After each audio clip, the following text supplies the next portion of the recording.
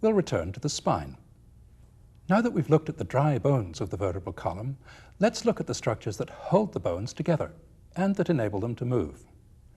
We'll look first at the intervertebral discs, then at the ligaments of the vertebral column, then at the posterior joints. These structures are arranged in a similar way from the top of the spine to the bottom. We'll be looking at all of them in the lumbar region. Here's an intervertebral disc.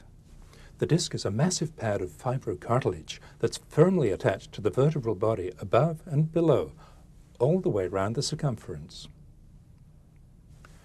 If we cut through a disc and look at it from above, we see that it's made of concentric layers of material.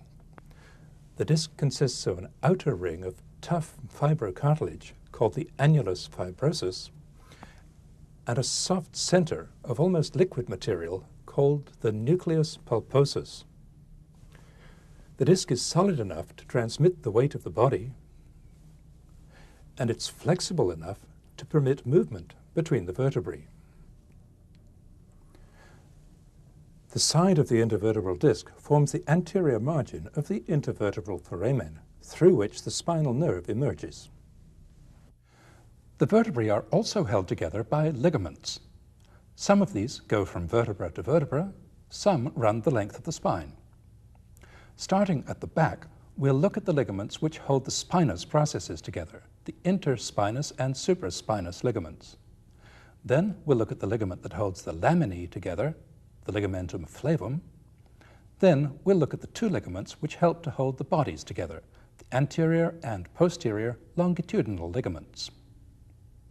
First, the interspinous ligaments. Here they are. They run from the lower edge of one spinous process to the upper edge of the next one. Now we'll add the supraspinous ligament to the picture. The supraspinous ligament merges with the interspinous ligaments. It runs the whole length of the vertebral column, connecting the tips of the spinous processes. The supraspinous ligament serves as a midline attachment for some important muscles, as we'll see later.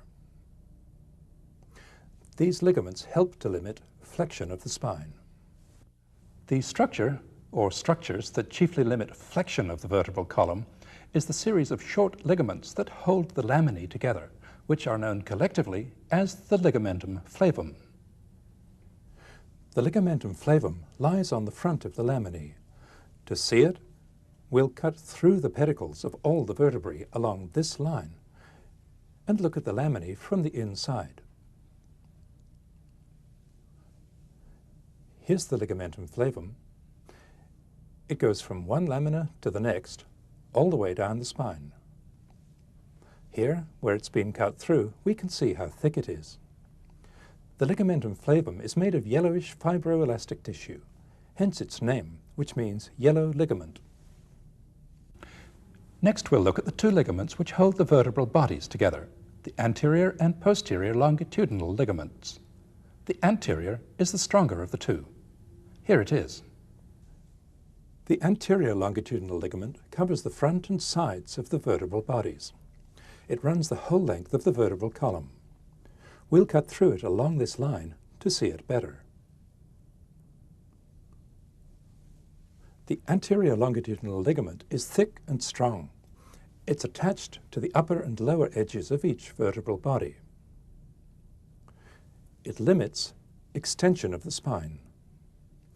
In extension, the tightness of the anterior longitudinal ligament helps to prevent backward and forward movement of the vertebral bodies relative to each other. The posterior longitudinal ligament runs along the back of the vertebral bodies. To see it, we'll divide the pedicles along this line again and look at the bodies by themselves. Here's the posterior longitudinal ligament. It's narrow where it overlies each body, and it widens out to cover the back of each disc. The posterior longitudinal ligament helps in a small way to limit flexion of the vertebral column. Each vertebra is attached to its neighbors not only by the intervertebral discs and the ligaments that we've seen, but also by the joints between the articular processes, the posterior joints.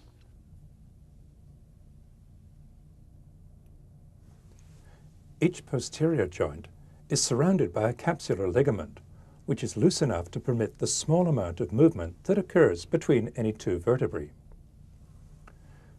The capsular ligament has no great strength, but the articular processes themselves are strong. Because the upper ones face forward and the lower ones backward, the articular processes prevent the vertebra above from slipping forward relative to the vertebra below.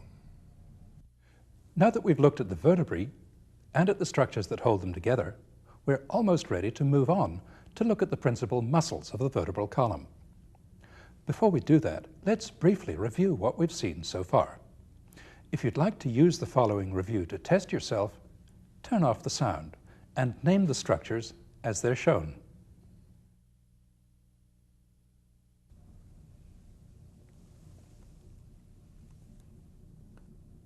Here's a cervical vertebra, a thoracic vertebra, and a lumbar vertebra. Here are the body, the vertebral canal, the pedicle, the lamina, the transverse processes, the spinous process, the articular processes, and the intervertebral foramen. In the cervical vertebra, here's the anterior tubercle and the posterior tubercle of the transverse process, and here's the transverse foramen. Here's the sacrum, the coccyx, the pelvic sacral foramina, the dorsal sacral foramina, and the sacral hiatus.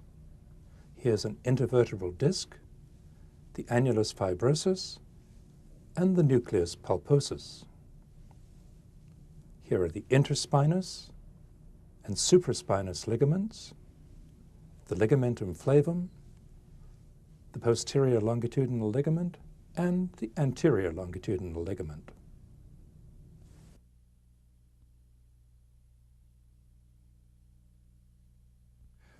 Now we'll look at the muscles.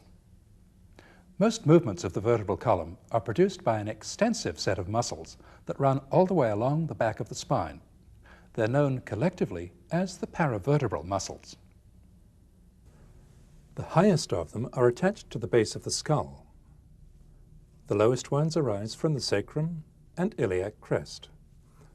Some in between are attached to the backs of the ribs, and many are attached to the transverse and spinous processes of the vertebrae. We'll build up our picture of these muscles from the inside to the outside. This is a dissection of the mid-thoracic region. On the left side, all the paravertebral muscles are in place, partly hidden beneath a covering layer of fascia. On the right side, all the paravertebral muscles have been removed. We're not concerned at present with these outlying muscles, the levators and the intercostals. Now we'll add the paravertebral muscles to the picture, starting with the ones that lie deepest, the short and long rotator muscles. Each short rotator goes from a transverse process to the base of the spinous process of the vertebra above. Each long rotator goes to the same point on the next vertebra but one. The rotators are overlaid by this series of more obliquely running strips of muscle, which together form one long muscle, the multifidus muscle. Each segment of the multifidus arises from a transverse process and inserts on the sides of the spinous processes 2 to 4 vertebrae above. The rotators and the multifidus extend the whole length of the spine. Their action is to produce rotation of the upper part of the spine towards the opposite side. These deep rotating muscles are overlaid by much larger muscles. To get a picture of these remaining paravertebral muscles, we'll divide them into a lower group, the long muscles of the lumbar and thoracic regions, and an upper group, the long muscles of the back of the neck. The two groups overlap. We'll look at the lower group first. They're known collectively as the erector spinae muscles. They form a large mass of muscle, extending all the way from the sacrum to the upper part of the thorax. At their origins, they're joined together. Passing upward, they separate out into three somewhat distinct muscles: the spinalis, the longissimus thoracis, and the iliocostalis lumborum. The erector spinae muscles arise from this massive common tendon of origin, which is attached to the spinous processes of the lumbar vertebrae, to the back of the sacrum, and to the iliac crest. Spinalis inserts onto the spinous processes of the upper thoracic vertebrae. Longissimus thoracis inserts on the lower 9 ribs and the adjoining transverse processes.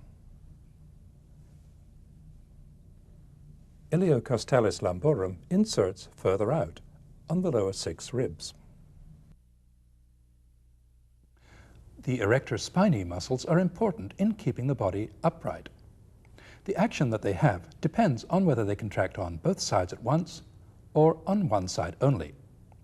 When they contract on one side only, they produce lateral flexion of the spine, to one side or the other. When they contract on both sides at once, their action produces extension of the lumbar and thoracic spine, straightening our back as we stand up from a stooping position and keeping it straight as we lean forward. The action of the erector spinae group is counteracted by muscles of the abdominal wall, which we'll see later in this tape. Above the erector spinae muscles and overlapping with them are the long muscles of the back of the neck, which we'll look at just briefly at this point. They're the obliquely running splenius and longissimus muscles, and beneath them, the vertically running semispinalis. Here's its upper end.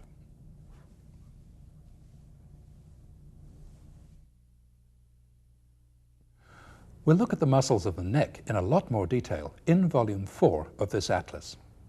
Now